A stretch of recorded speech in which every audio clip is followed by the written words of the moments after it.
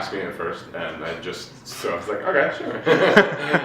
I just started getting into the music directing business. I would always like play for friends, like on the side, preparing for auditions. And then last year, Sean and Jill forced me to play for, not forced me, well, a little bit. Was there a gun to your head? What? Was there a gun to your head? A little, maybe. And they're like, you can play, so you should play this musical. And then I've never really fully music directed something before, and Jill was like, I want you to music direct this. I was like, all right. So this is your first musical directorial debut. Mm-hmm. Ah, awesome. we're gonna go with that one. Yeah. Did you know about the show before being forcibly coerced into? It's funny, I first heard the show when it was like on the MTV thing and premiered. Okay. And I did not like it. Oh. I was like, it's all like poppy and just meh. But then like going through and listening to it, it's actually really fun and enjoyable, and I like it a lot now. Really stressful at times, but fun. I find that I work well under stress sometimes. Like going into something that's just above what I think I can do, and then making it happen because I have to do it. So yeah, really stressful sometimes, but other times it's really satisfying. Like the other night with the sits probe, which is not a dirty word, it's a thing. It's when you get the orchestra and the cast all together and sings, and the energy in the room was just bustling, and it sounded amazing. To steal from other people, it's really upbeat. Some of the chords, what I don't like, I can tell you that. Okay, let's go there. 5 measures that there's a key change, which is not fun sometimes. But I think Sean in his interview said too, there's like one with like 50 different key changes, and he wasn't kidding. Wow, okay. So it's a little hard sometimes to keep up with that, but... I was saying before, well, I originally studied as an opera singer, so that's where I got into music and loved the music and everything about music.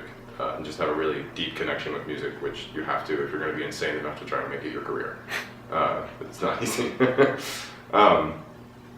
Music in general, I love it. And then, like I said before, playing for people, they'd be like, they knew I could plunk out notes. They'd be like, what does this sound like for the audition that I'm doing? And I just play through some of that for them, and then they kept making me do it, so I would get better and better at it, and then just fumble with things and like, oh, that sounds really cool. I want to learn how to play that. So it's really been an organic experience. Yeah. It just kind of happened. Yeah. Because I'm mostly self-taught too. Okay. I had like a year of piano lessons, and he didn't really teach me that much.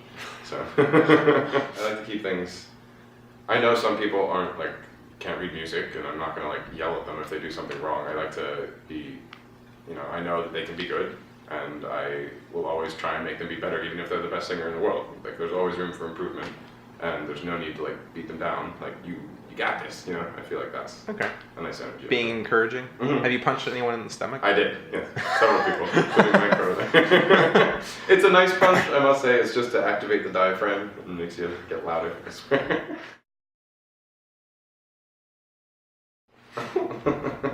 I like to make them as annoying as possible. Any examples? Red leather, yellow leather. My tongue twisters are my favorite. Okay. They hate red leather, yellow leather. It's my favorite. It's the only one I can do. I made them do like 2 other ones, but I can't do them. That's nice. I'm unable to achieve this. You do it. Go. Just to warm them up, get them up there. Usually go a couple notes beyond what they have to sing, just so it doesn't feel like that's the top when they get there. And then warm them down. Get a lot of this going. Use the vocal warm-ups to give them energy and everything, not just their voice. Get them excited. Did you do a new vocal warm-up the other day? I heard something about Cinnaminson or something like that. Yeah. They got tired of the red leather, yellow leather, so I switched it to Cinnaminson, Cinnaminson, Cinnaminson, Cinnaminson, Cinnaminson, Cinnaminson, Cinnaminson. Oh my god, I hate you. I'm glad I can't sing. The energy. I think it's really upbeat and it gets you involved in it. Like I can't, even when I'm playing, I can't help it. There's like a Jamaican section, I'm like, yeah, every time. I can't help it. It's awesome. So yeah, I think the energy will get them in there. Channel a little Bob Marley. Mm-hmm. Bring it in. I think that's actually listed in one of the sections. Is it really? Bob Marley, yes. Nice. Come see me, Jonathan. No, it's actually Sean. Sean Mehlbaum. Music direct. And if you want to see me, I'm going to be in the booth with a glow stick. You can see that. That's me. Music direct. The Fantastic Legally Blonde at Burlington County Footlights.